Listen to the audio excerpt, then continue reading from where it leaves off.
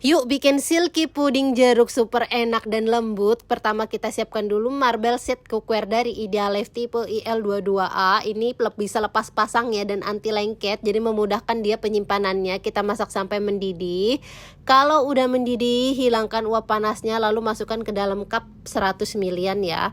Biarkan dia set.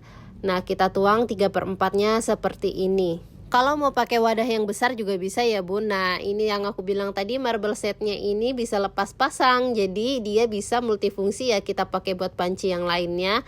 Nah terus kita masukin bahan-bahan puding jeruknya. Ini pakai kompor induksi Idealife juga masaknya ya, tinggal dicolokin aja dan low watt.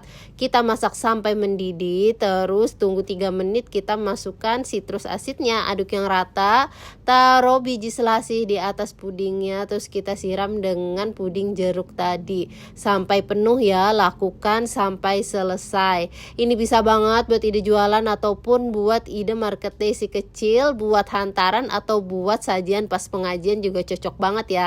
Nah kalau udah set begini kita bisa tutup dan dikasih ini ya biar makin menarik. Bisa dijual satuannya Rp3.000. All cookware di video aku beli di Idealife.